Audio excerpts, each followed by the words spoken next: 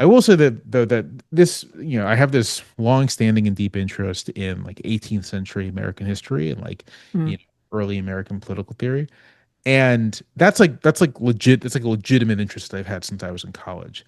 But it's also just it's like fun to explore in public precisely because I don't think people expect um yeah. someone of my background and views to sort of like be able to talk fluently about those subjects. And the extent to which sometimes I can play with people's expectations is like it's fun for me. Yeah.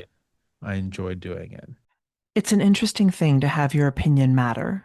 Jamelle Bouie writes his opinions for a living, trying to find answers to suppositions and looking to history for clues. What I didn't expect was the ways that his life has shaped his point of view and how he gets people to listen. I hope you enjoy. This is The Other Pod. How you doing? I'm good. How are you?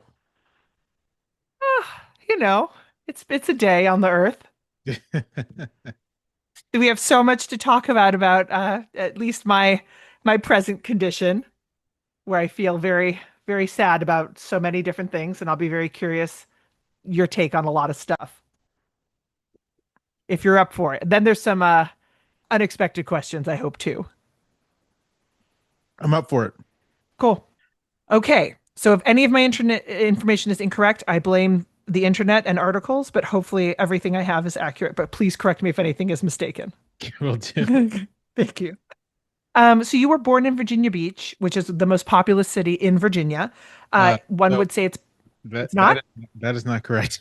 Oh no, what is? I was born in Jacksonville, Florida. So the funny thing about Wikipedia, of course, is that you can't Yes. things have to be verified through secondary sources. And so there's actually no extant secondary source that says where I was actually born. So maybe this will be it. Uh, Okay. Maybe we can solve a problem today too, which would be wonderful. So I'm sorry. So you were born where exactly, and where is that relative to Virginia Beach? Jacksonville, Florida. Oh, Jacksonville. Okay. Got it. And when did you leave? My parents were in the military, and so they were stationed in Rota, Spain. And so we moved from Florida to Spain. I want to say, how old was I?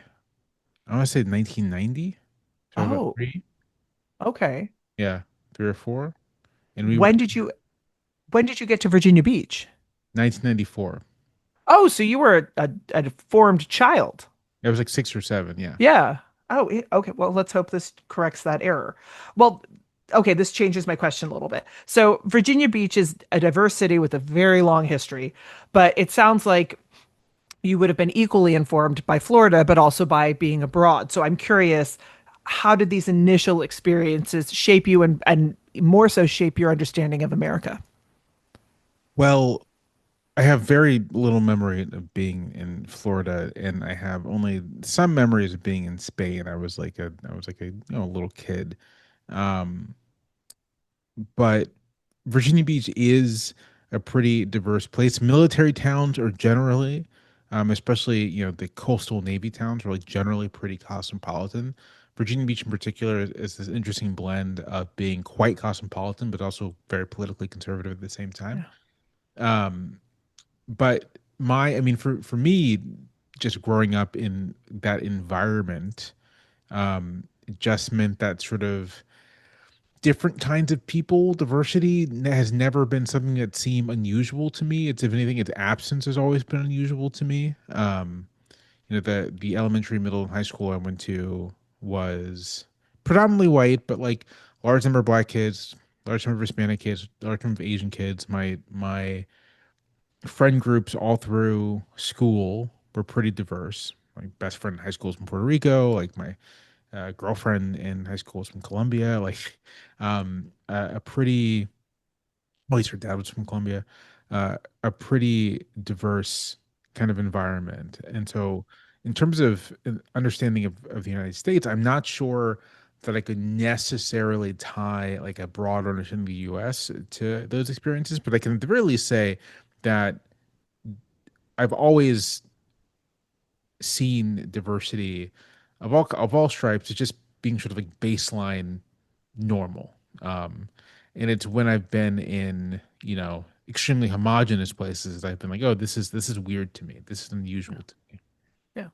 That makes sense. And also there's that weird push and pull economically usually in the sort of places people love to visit, the places that are based on tourism, where there are these people coming in and the people who live there, and sometimes complicated dynamics that come out of that as well. Yeah. Although I'll say, Virginia Beach has its oceanfront and it's a tourist attraction, but like I never went there much as a Mm, growing up there. As a teenager, maybe occasionally, because we had some friends who lived in a part of town called Sandbridge, which is near the oceanfront. But for the most part, like I was rarely over there, so I never really encountered tourists either. Like I live okay. in Charlottesville, Virginia now, and I encounter tourists much more often living here than I did growing up in Virginia Beach, just because Interesting. here, it's not that big. And so if I want to go, like my wife and I want to go get dinner and it's like tourist season, we're just gonna like run into tourists.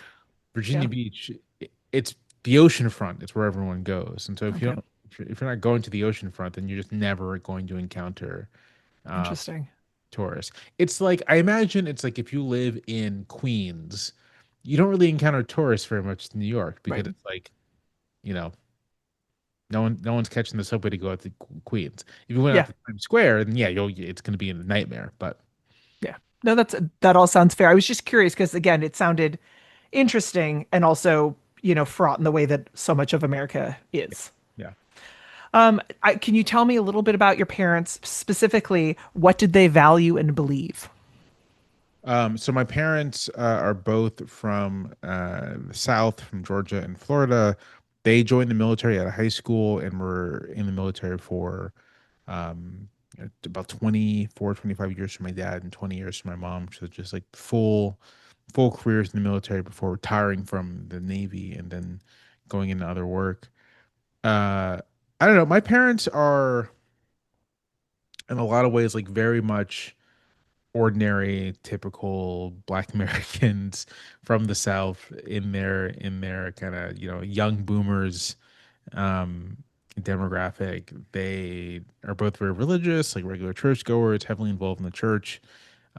I grew up going to church every Sunday and being quite involved in church activities. They're both very involved in community activities. They're like very much, they're very big believers in like giving back to their community, to the communities that they are in.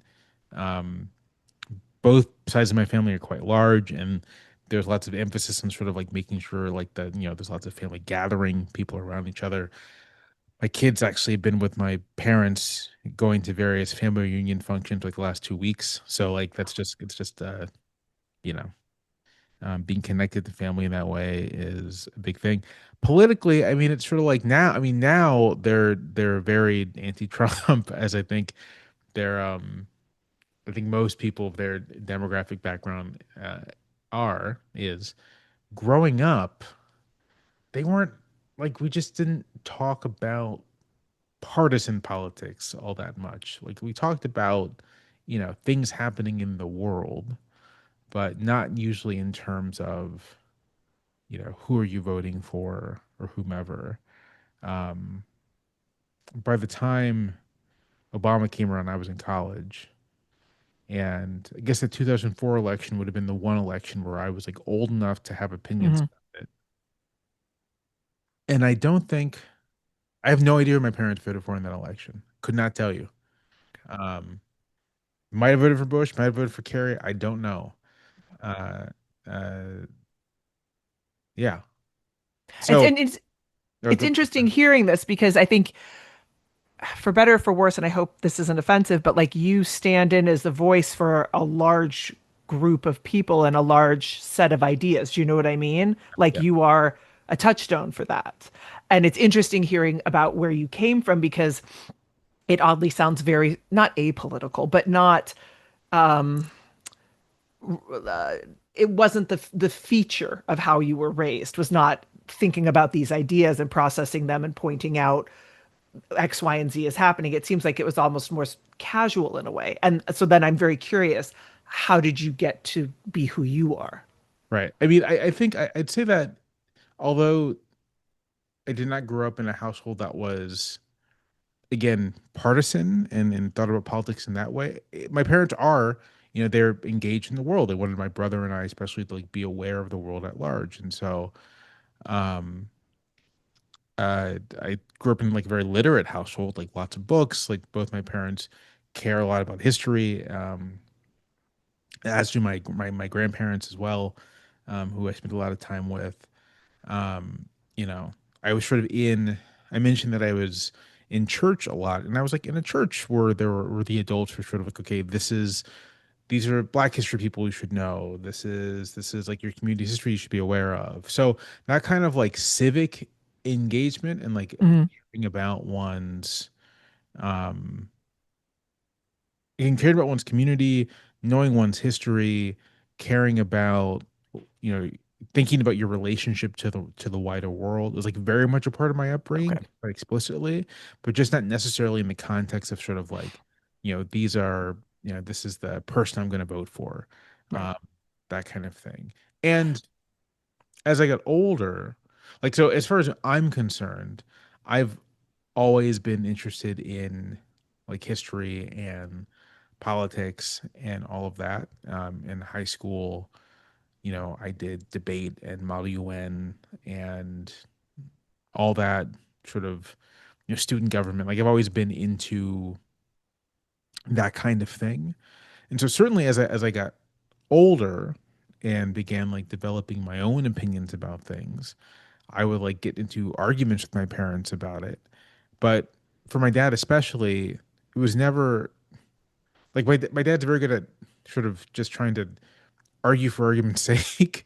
Um, Sure. and so not really trying to, not so much trying to def like what he actually thought was sometimes sort of like not clear. But it was more sort of like getting me to be more um, clear and careful about what I thought, Right. and to sort of like defend what I thought. And there was a lot of that. Mm. I Okay, that's interesting. Yeah, I distinctly remember getting into an argument with my dad about shopping at Walmart and us going back and forth about this for like 30 minutes. And then it was like, then it was done. It was over. Um, and I came out of that thinking, yeah, he must want to, really still shop at Walmart.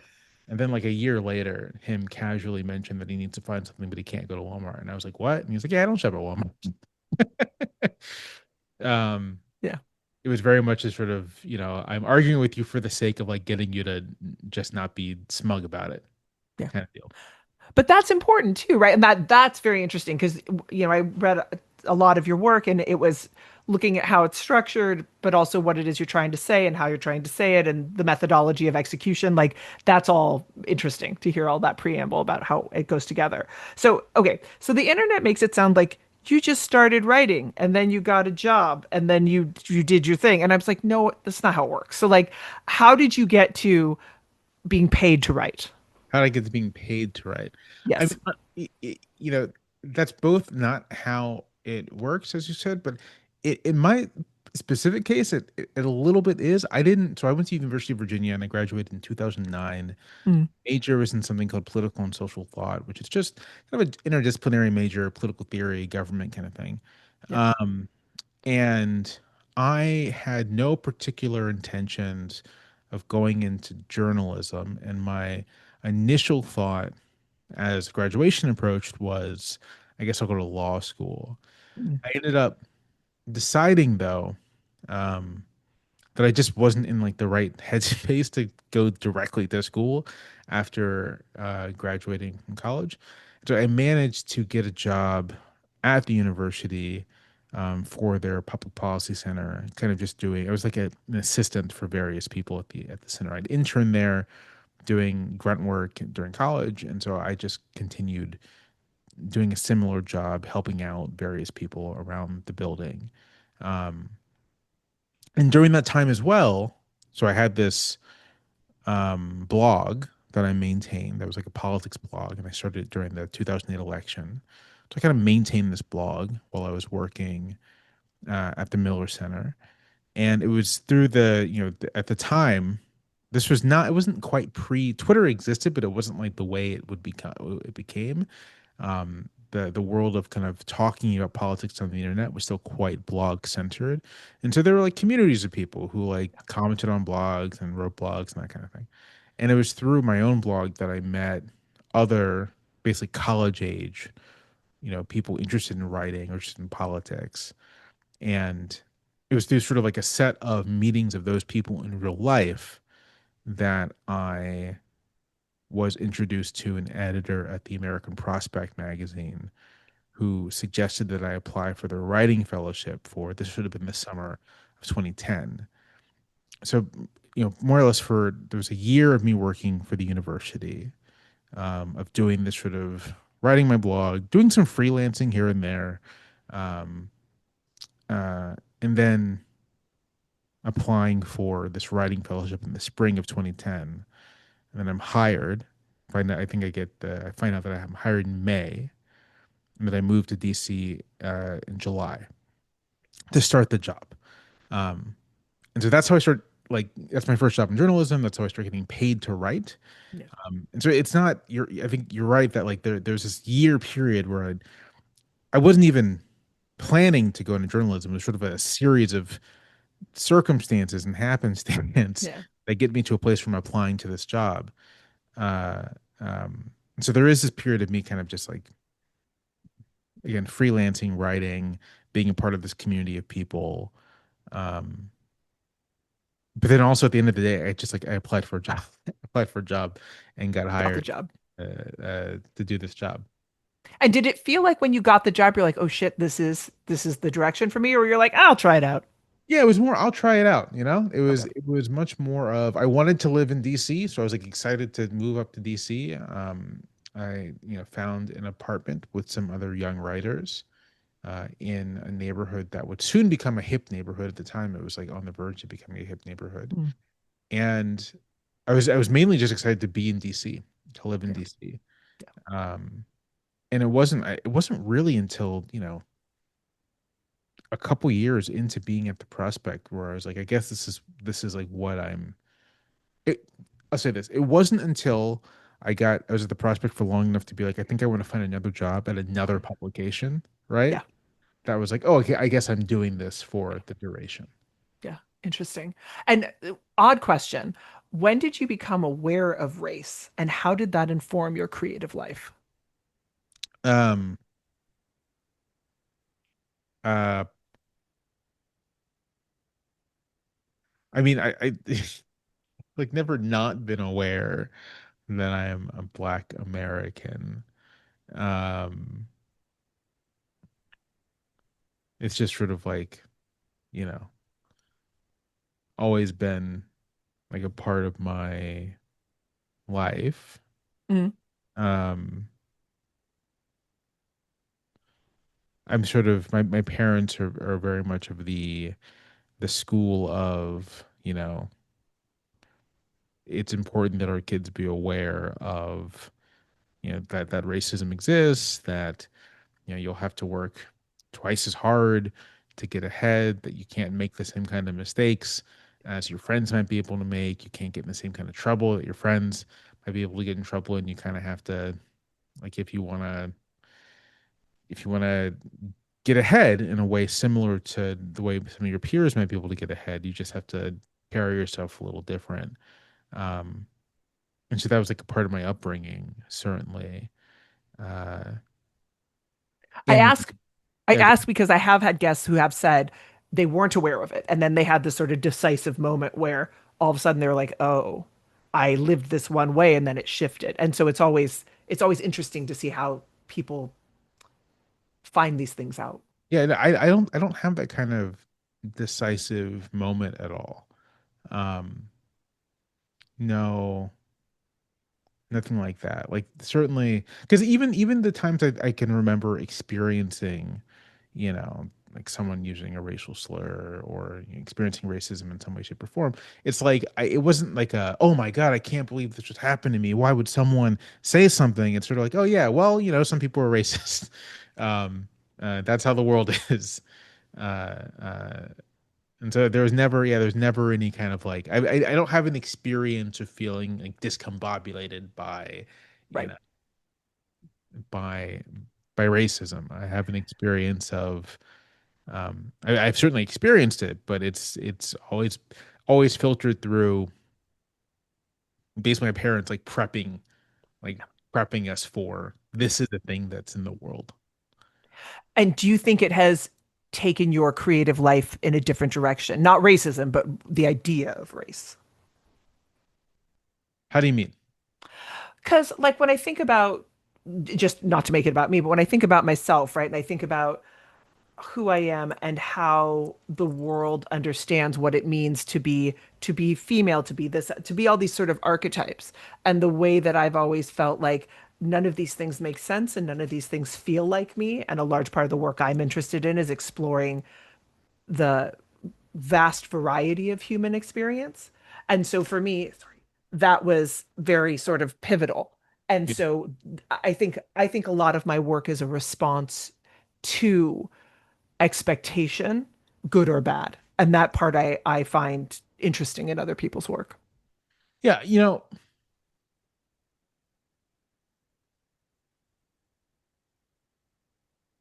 so I have if someone were to ask me to describe what I write about for Yeah. the New York Times, I would say that I write about history and politics. Yeah. History, politics, the law, constitutional history, that kind of thing. That like if you read my column, there's absolute 100% certainty that you're going to end up reading some deep dive about, you know, how some amendment was constructed, some deep dive about, 19th century American politics, right? I wouldn't say that I write about race, in part because I don't know what that means exactly. It's always been kind of quite vague to me. Like, Mm. you know, uh, friends of mine who write about police violence are described as writing about race, but like they don't write about race; they write about police violence. And while that affects some people more than others, it's not writing about race. I guess there are people who write about racial identity, who write about the contours of how people understand themselves, but I don't write about that stuff at all. And so insofar that writing about race means that I don't write about race. But I'm described very often as being someone who writes about race. Um, uh, and to the extent that, you know, I do think, to the extent that my identity shapes people's perceptions of what my work is, I do think that that's very much operative. I do think that people, readers, whomever, Mm. uh, see my little image on the page and that and they may perceive that I'm left of center or whatnot, and that Sure. shapes their sense of what they should expect.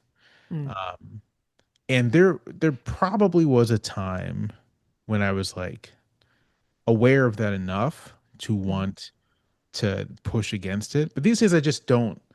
I don't care. Um, these days, my perspective is I'm just gonna write what I want to write, and sometimes that's going to, yes, involve things that might be salient to someone with my identity. Most of the time it's not, but sometimes it will, and I don't really care either way. My hope would be that readers like read the things I actually actually write, um uh, praise me or critique me for the views I actually hold, and not to treat me as some representative of what they imagine uh, black man who writes for the New York Times, who is left of center, must think or believe. Um, Can it, I jump in on that? Because I do think in reading a lot of your stuff and in reading what people understand about a lot of your stuff, part of what I experienced that I thought was a little challenging, and I alluded to this in the beginning, is that you stand in as this edifice, right? Where it's like, well, he's this way, he's this thing. And it's like, but he's not, he's a human being with a point of view. And I'm curious where all that comes from. But what is it like when the words you say may not even be read, but what who you are saying them is automatically construed to be X, Y, or Z. Like, how do you fight against that in your work? again, precisely because the kinds of people who are going to be making those assumptions and suppositions like aren't going to engage Mm, my work at all. Um, there's nothing I can write, right? okay. Would that would challenge them. The most I can do is just write what I want to write, make the arguments I want to make, do this in a variety of different places.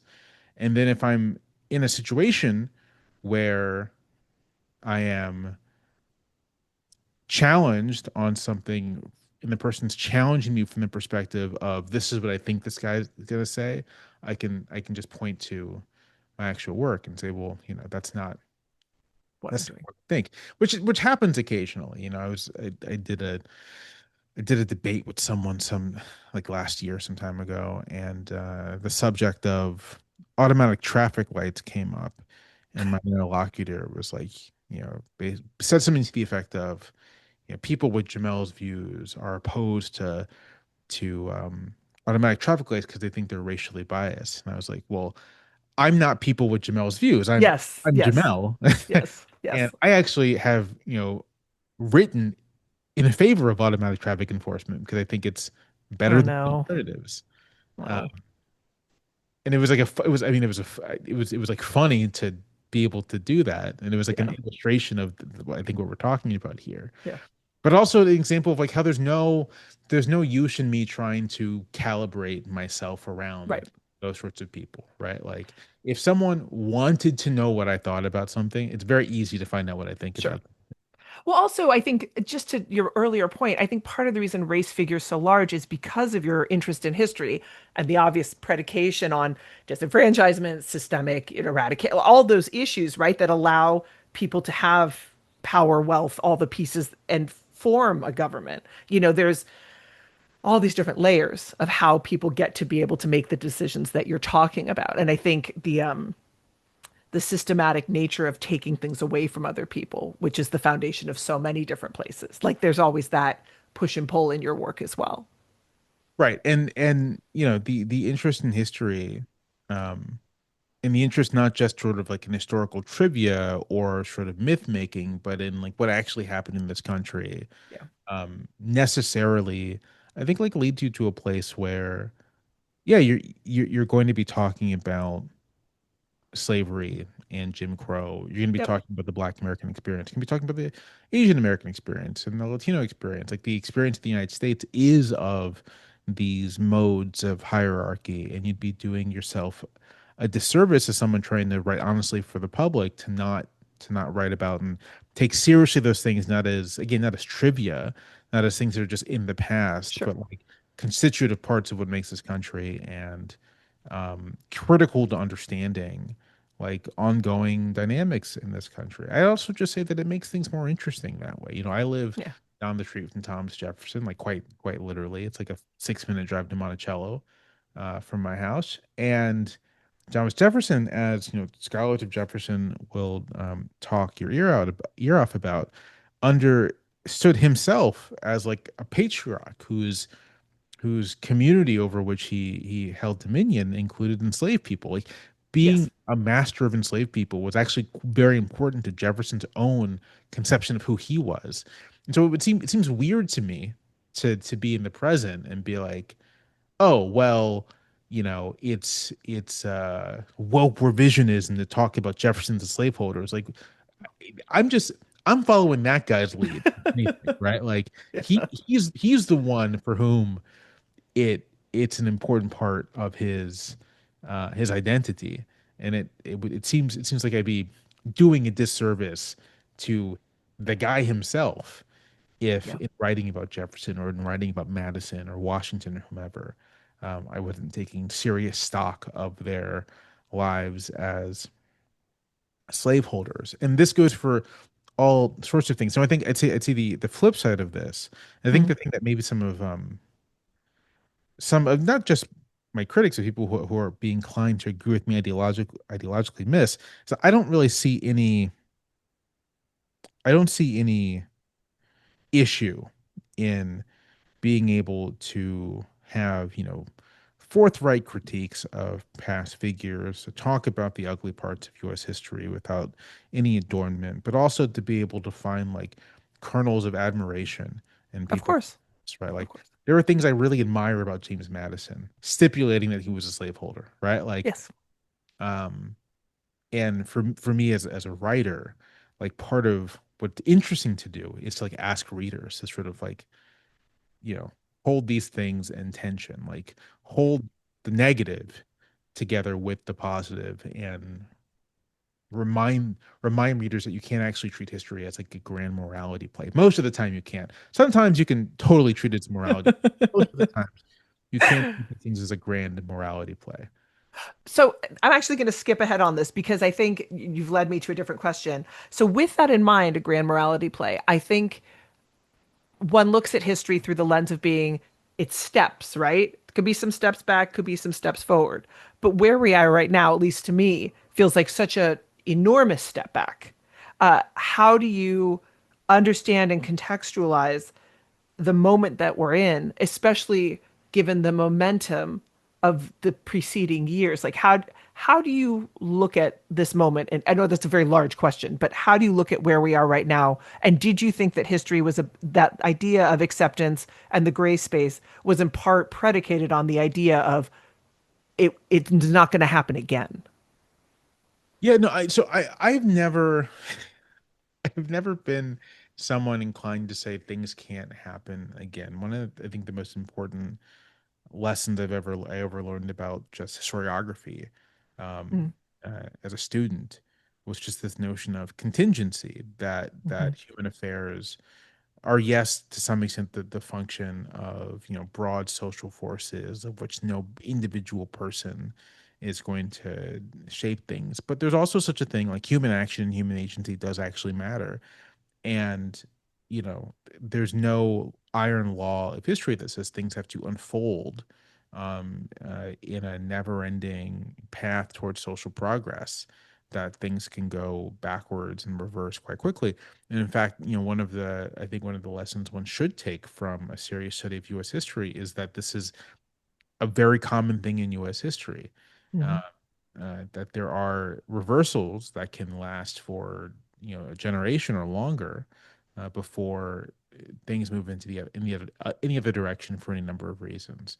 So that's all to say that I you know I've never been one to be so Pollyannish to think that we couldn't have major reversals. And I would say that I think when I think about this current moment, I do think of this moment as like a real reversal. I think some things have changed that we cannot get back, whether that's in term of the structure of the federal government, of the social insurance state, of particular attitudes. I think we're just like going to be living in a world where, you know, some form of like explicit prejudice, whether that's racism, whether that's sexism, what have you, whether that's um, uh, you know, anti LGBT prejudice is kind of be in the mainstream air in a way that it wasn't 10 or 15 years ago.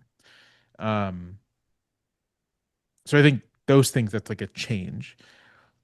At the same time, I think that part of the ferocity of the current efforts against progress do reflect the fact that there has been progress, right? You don't have to work that hard Mm. Okay. to overturn things if everyone's attitudes are as reactionary as yours. But when they're not, when there has been real social progress, when there has been a real change in attitudes, you have to work really hard to push things back. And some things you won't be able to overcome, right? Like if, in the same way that there will be things that people who are pro social progress are just going to have to contend with as part of like a new order of things.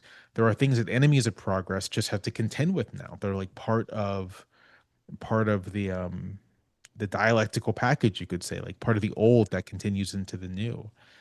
And that in a lot of ways is a source of their frustration, that you can, you know, you can tell federal agencies to kill DEI and people are still going to organically want to celebrate Juneteenth, right? Right.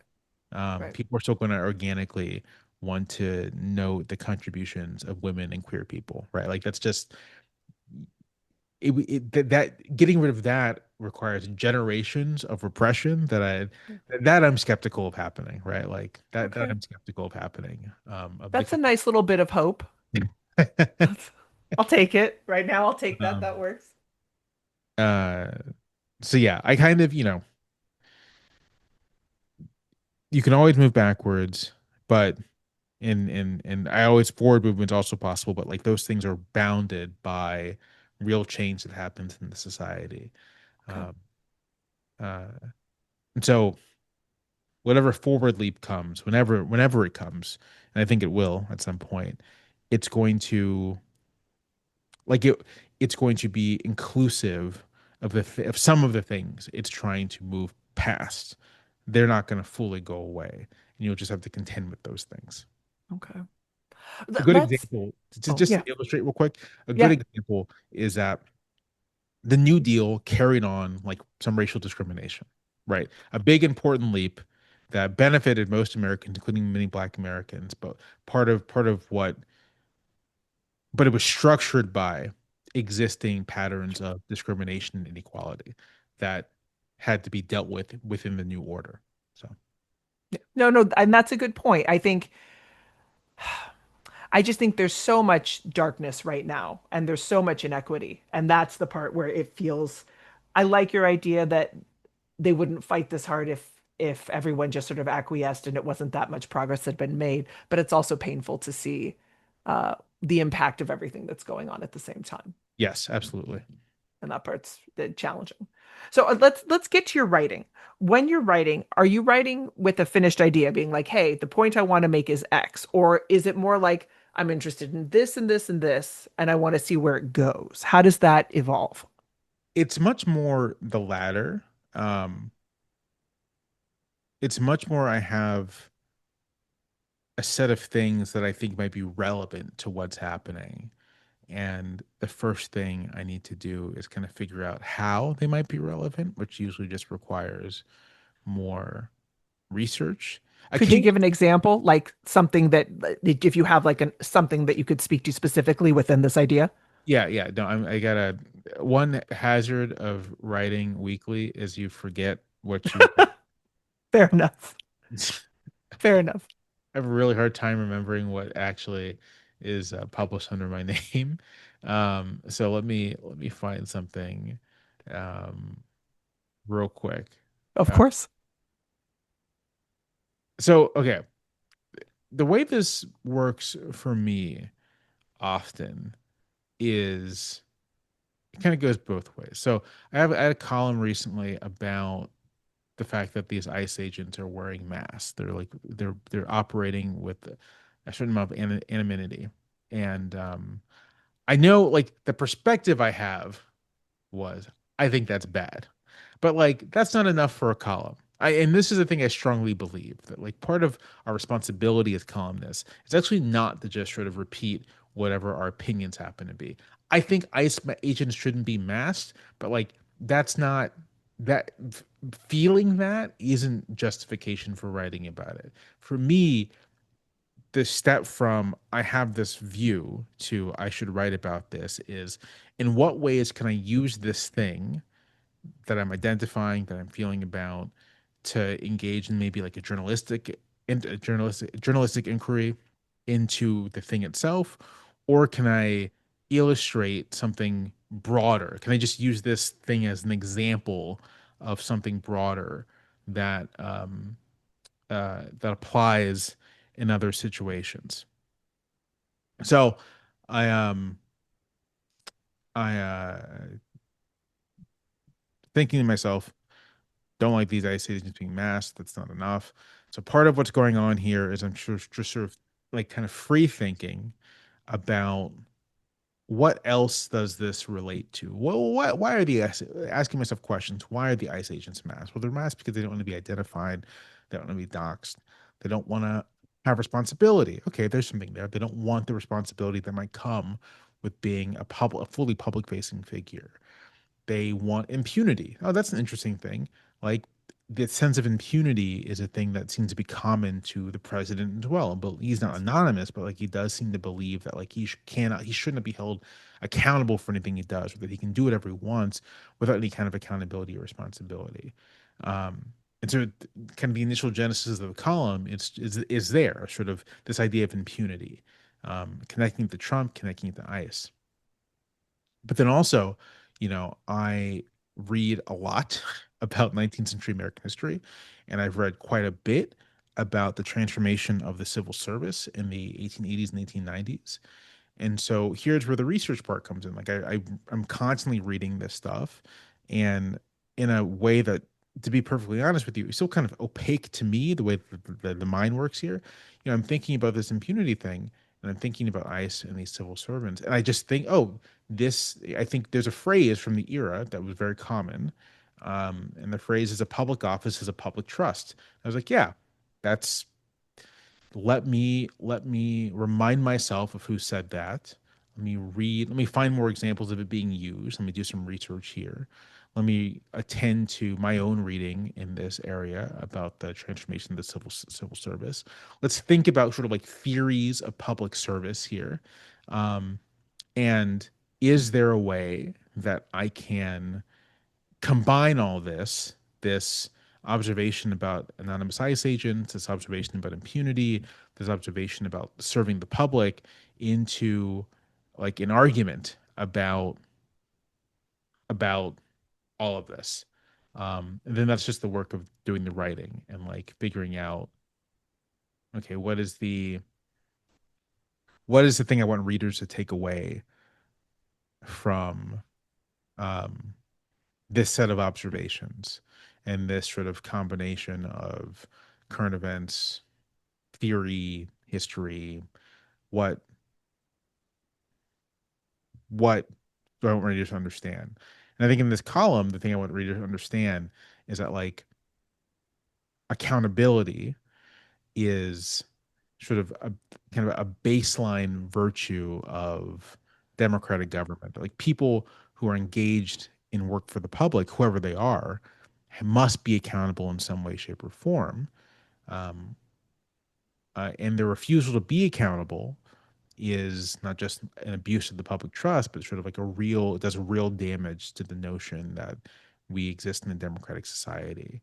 I think the closing note in that column was just that this might in fact be the point, that like you're acculturating people into an environment of unaccountability, an expectation of no accountability, and that creating that expectation of a lack of accountability is as dangerous as the lack of accountability itself, because it enables Of course. um, more disregard Yeah. for the public and the public trust. So the process of writing that was one part I have a take, but mostly just sort of doing research and thinking quite hard about what, you know, if a reader spends 5 minutes reading this, um, are they going to learn anything? And are they going to have like a new set of maybe tools for understanding things that come later? Like ideally, you would read this, and then if you get another example of a public official acting without an accountability, you could Yeah. refer back to this and say, "Oh, this fits into like a scheme of things." So, and to that point, when you write, do you write to persuade or to explain? More often to explain. Um, I mean, it depends. It really depends. Sometimes explicitly to persuade, to say that, this is the administration says this, its supporters say this, common belief says this, but this is what is true. Um, or to say these are things that are happening, and here is a way I think you should understand how this is happening, what this means. So that's persuasive. But even in the midst of all of that, I just can't help but want to explain. Like I like explaining things. So a column I wrote back in April about the initial rendition of Kilmar Abrego Garcia, the Maryland man who the administration says they mistakenly uh, deported to El Salvador, and now he's back in the United States and engaged in legal conflict with the administration. So in that column, part of the column is a straightforward argument that like what the administration did was wrong. It was illegal, it was unconstitutional, and it was just on a moral level wrong. So I'm arguing that. But there's also an element of explanation here, which is that, you know, you for as egregious as this is, there it does have like real resonances in American history. And one of those resonances is to the experience of not enslaved African Americans, but like free blacks in the period before the Civil War, who, much like undocumented immigrants, were on unsteady legal ground in the country in which they lived, made all the more egregious by the fact that they were born there. And so the column was kind of explaining this connection, explaining why you would think about the experiences of free black people in the same context of that as undocumented immigrants. And then the conclusion, kind of the thing bringing together the explanation and the argument, was this observation drawn from this history that creating categories of people who are not subject, um, don't have equal status before the law, is ultimately dangerous to everyone within the society. That it ultimately renders everyone vulnerable to abuse. So yeah, that's sort of that's often the approach I want to take. Kind of like I think you should understand things this way, and let me explain something in this in service of why you should understand things a certain way. Does the conclusion ever change in a way that you don't expect, or you know where you're going to end up? I often don't know where I'm going to end up. I find conclusions very difficult to write, and for me, writing a conclusion is in the moment just trying to figure out, okay, what what is it exactly that I want a reader to take away from here, in a way that connects to everything. Um, uh, and with my editor often is quite good about pinpointing something that is that would be worthwhile to bring back to the conclusion. Um, but no, I'm not like occasionally I'm very much like, okay, I think this, I want to argue this, and I'm just going to sort of like rat a tat tat tat down a piece. But more often, I'm just noodling around with the conclusion and trying to bring everything together in a way that's satisfying. Do you change your writing style, the language you use, or anything like that to make it more accessible to lots of different kinds of people? Because, the Times often is sort of rebuffed for being a certain echelon of reader, et cetera, an educational level, and blah, blah, blah. Do you change the way that you talk about things to change the accessibility, or do you just say it the way you have to say it? Yeah, I just say it the way I am inclined to say it. I don't I don't often like I'm never dumbing anything down. Let me rewind real quick. Yeah. So I got into writing as a teenager by way of public speaking. Mm. Um, that up until, really up until regularly writing response papers in college, most of my longer form writing was for the specific purpose of speaking to an audience, whether that was in church, whether that was for a forensics competition, whether it was for debate. That's why I was writing, to communicate in the spoken word. And so my my writing has always been kind of geared towards, okay, how do I like what is a typical audience person, how are they going to hear this? Is it going to be clear? Is it going to be confusing? Do I need to write in a way that, when I say this out loud, it um an audience like completely understands what I'm saying, can follow the train of thought from beginning to end. And that's still how I write. I still write my exclusively written work with in eye towards not being spoken aloud, but an eye towards like easy understanding. And so even things that I write that are long, and this year I've tried something a little different than I did in previous years. In the past, I wrote, you know, two columns, about 800 900 words every week. Okay. This year I've been doing basically sort of one column of like 1,500 to 2,500 words a week, something closer to sort of like an extended essay. Yeah. So even those which require a bit more from readers, get something you got to follow longer, are still written with an eye towards clarity, um, and easy understanding. And even those I'll read out loud before I Mm. send them off, just to make sure that the language sounds like me, but also rolls off the tongue. Interesting. Okay. Yeah, because they have an oratory quality to them. Like when I read them, I don't know how to say it differently, but they feel sort of spoken, if that makes sense. Like more like a conversation, less like a dictatorial Yeah. experience. Yeah. And it's interesting that you read it out loud to yourself. Um, And so I don't, adjusting the language, like I adjust the language. Really, the thing I care most about is like clarity and like straightforwardness. Like Yeah. I don't want it to be ambiguous what I think, Right. because if you're speaking to an audience, you don't want it to be ambiguous what you think, and I want it to be clear.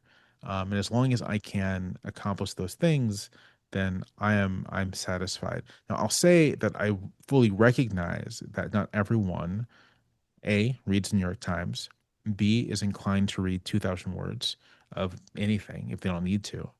Um, and so I have made it a point to also engage in like other mediums. So, here Mm. we are on a podcast, Mhm. um, but I'm on TikTok, Yeah. I'm on YouTube. I really see my job as someone who is engaging with the public, and part of what that means is like meeting the public like where they actually are. Yeah. And so if most people are getting their news information from algorithmic vertical video, then I will be on the algorithmic vertical video website, doing my best to um, do what I'm doing on the Yeah. page, just in kind of like a different medium. Although, I mean, what's funny for me is that doing like a 20-minute YouTube video is like much closer to sort of like what I, learn how I learn how to Yeah. communicate with people Yeah. than it is to the writing. Like that actually feels quite natural to me. Not that writing doesn't, but it's like a like riding a bike almost. Is the YouTube stuff off the cuff, or are you reading something you've written when you do those deliveries? It's like it's off the cuff, Okay. but it's not considered. If that Well, you makes did the work, right? But Yeah. it's not a written thing you're reading No, out loud. it's not a written thing. Okay. At the very most, I might draw a quick diagram of like I want to say these four things, and I want to make sure I say these four things, and then I'll the connective tissue will be whatever it is, but I will get to these four things. But it's not reading. I tried doing that, and it just didn't feel right. Like it feels much more natural for me just to just to talk. And It's I'm that Model UN training. You yeah, got your facts, you know where you need to go, you're going to figure out how to get there. and and I've gotten, I'm pretty decent at speaking in paragraphs and then also structuring on the fly. And so when I have to edit these things, it's actually not that difficult. Oh, interesting. Okay. And how would you say that your style has evolved over time? Because it sounds like it's stayed fairly consistent. And when you get to the point of visibility that you get writing for somewhere like the Times, do you feel that also forced you to change, or you've been able to sort of have the same voice throughout? I think at a place like the Times, I mean, so it's funny at a place like the Times, the challenge is actually not conforming yourself to either the Times's voice or adopting a kind of I know I'm a prominent person kind of thing, right? Yeah. Like this sort of I mean, frankly, the sort of like pretension or arrogance that can come with occupying a rarefied space. Like the challenge is maintaining um it's both showing and demonstrating authority and knowledge, but doing so not as a lecturer, Right. but doing so as you're in a classroom with someone, um, or you're at a bar and you're just kind of talking, Yeah. and you're enthusiastic, but you're not again, you're not lecturing someone. You're just Yeah. talking to them. Interesting. And did you get pushback on that initially, or there was no, you were able to just do it your way? Yeah, no, no. The funny thing about the video stuff for me is that I started doing like TikTok and such before the Times opinion started doing it. And Ah, so if anything, the relationship has been more like, Jamel, do you want to just like do the kind of your thing for us awesome. sometimes? Awesome. And it is like there's not been there's never been any you need to stop. It's 100% been you should keep doing what you're doing, and you should consider doing it on the official account sometimes, because we would appreciate the views. Lucky you. That's amazing. I mean, just as a creative person to, not have to go around 100 different hurdles to just try and do what you do well. That's amazing. Yeah, no, I find it very it's very it's like it's something that not everyone in a position like mine has the leeway to do. You get those youngins, you get a lot of leeway. Get them to listen. Well, so this is more of a theoretical question, but I am curious what you're going to say about it because I think, I personally feel there's been a tremendous amount of normalizing crazy and normalizing lack of facts, normalizing things that just aren't normal. And I think it's happened on a ton of liberal media outlets too. I'm not saying it's just in one stream or another. And you've spoken about this as well. How do you understand, combat, and address this idea? Because you are based so much on facts, on historical precedent, on all these things that can be proven to exist. How, as a journalist, do you rectify what's going on now? And I think on in your own heart, like how do you see a path forward where facts are being called into question, where, even just the idea of empathy and human decency, but also the idea of saying, well, this happened and the president did it, so it's okay, when in point of fact, to your point about ICE, it's not okay. Yeah. And this is more of as a human being, but how do you understand the leeway that journalists have given to the aberrance?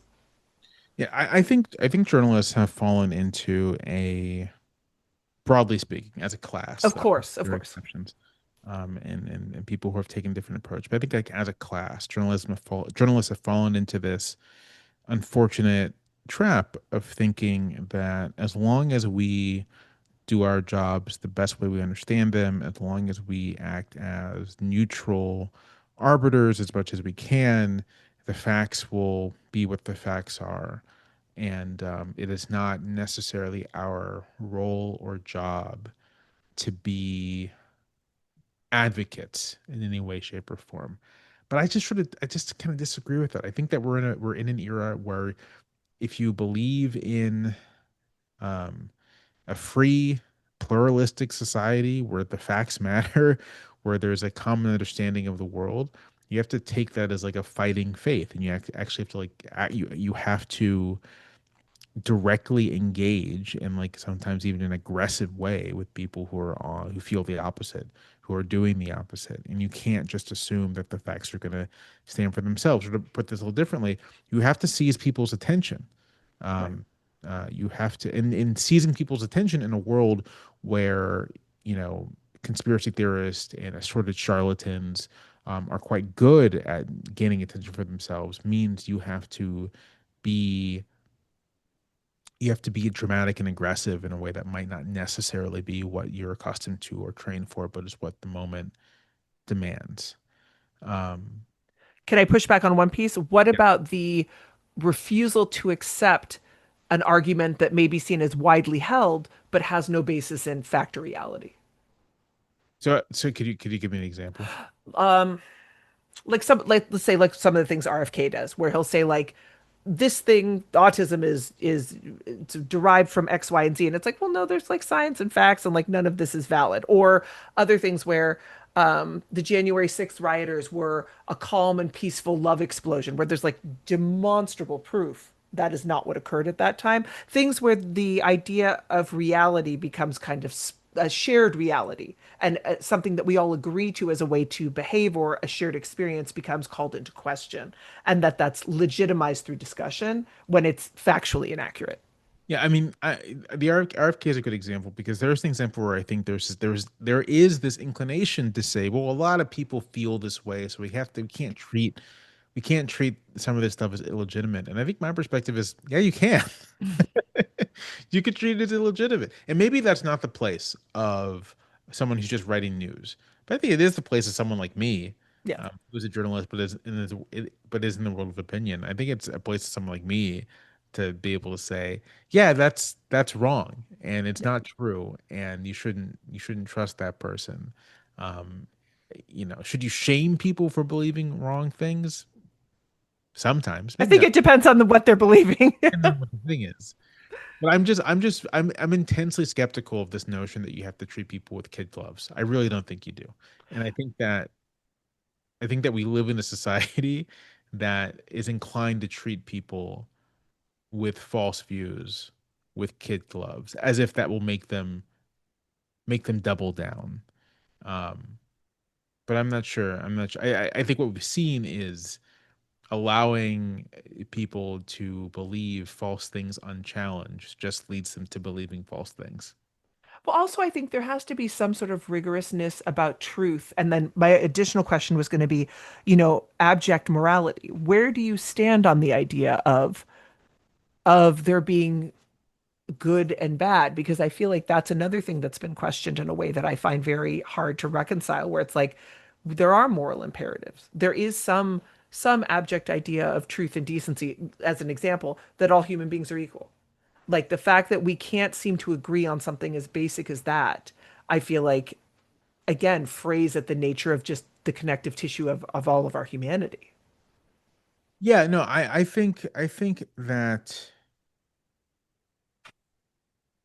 one of the things that's been sort of lost is this idea that, the lowercase l, lowercase d liberal democracy isn't just a set of neutral principles for like organizing pluralism, but actually does have like substantive content. And that substantive content includes sort of like an affirmative belief that a diverse and pluralistic society is a good thing, an affirmative belief that there's such a thing as civic virtue, and that we all owe it to ourselves as citizens to behave in the public sphere in certain ways, like an affirmative belief that uh, political, like, your political opponents are not have to be understood as ultimately engaged in a or should be engaged in a kind of common project of governing the society, and that we're Right. not actually trying to like kill each other. um Yeah. and I mean, what's been, I guess, disheartening, but which I think is beginning to change, is, defenders of the existing order, or at least aspects of it, have been really reluctant to sort of not just say we got to stand for the Constitution and we got to stand for the rule of law, but see those things as, in the same way that the truth needs aggressive defenders, that these things require aggressive defenders, people Yeah. actively making the case, and not simply saying we're just going to demonstrate that this is supposed to work, but um, taking the fight, you might say, to the critics. Yeah. I know, and that's where I think there's this the lack of honesty and the lack of truth. I feel like as a journalist, that's a big thing that we are able to show what things are. And if people can't suss out the difference, that's a dangerous space. Yeah. So writing, I assume, is a very solitary act. What do you do to connect with other people, or just is the writing, does it not sort of divorce you from other connections? Like how do you assuage the idea of all this time spent alone speaking about an entire group of people and the need to like connect and also not feeling dispirited in trying to connect to people after writing something about, the way people are behaving that is problematic and upsetting. Um, so writing, I mean, writing is funny because it's both it's somewhat solitary. I guess like putting together the words is solitary, but like the work beforehand isn't necessarily like I'm talking to people on the phone, I'm communicating with my editor, I'm bouncing ideas off of friends. Like I've always thought of the product, any given essay or column is a collaborative thing because it's me, it's whoever helped me in construct bringing together or the research I've collected, scholars I've spoken to, all those people. It's my editor, it's my fact checker, my copy Yeah. editor, it's the photo editor. It's like it's a collective thing all coming together to produce a product. So it's both. It is like solitary in a sense, but it's also not in a sense. But beyond that, I try to I don't know. I I try to not just stay in my house all day. Right. I have hobbies. I have hobbies that are often communal. So Nice. I try to spend time with other people. I have kids, and so that's sort of once I'm done writing, it's like it's time to hang out with the kids, Yeah. uh, and attend to my responsibilities as a parent. So I don't know. I don't feel. I actually don't often feel like I'm you know solitary all that often. Interesting. That's interesting. I would have, obviously my expectation was otherwise, so it's interesting to hear it. Excuse me. I'm also just always like walking around. I don't know. I wouldn't describe myself as like an extrovert, but I also do like to be around people. So I don't. I feel like I might actually be one of those people who has like an introverted manner about them, but actually probably is like quite extroverted. Interesting. Okay, that makes sense. I can see that. I can see that from today. I really, really enjoyed having you. It was not the interview I expected, and I mean that in the most positive way possible. Like you said, a lot of things I didn't expect, and I loved hearing about your creative process, but also who you are and how all these things come together. Uh, uh, I will take that positive. Yes, very, very much so. Um, The most boring interview is the one you expect. no, this was a real pleasure. Thank you for having me. I loved having you. As soon as you wrote back on the email, I was so happy. I was like, oh, I'm so excited. This is gonna be great. So thank you. My pleasure. Have a wonderful day, and I hope we talk again. Same to you. Take care. Bye.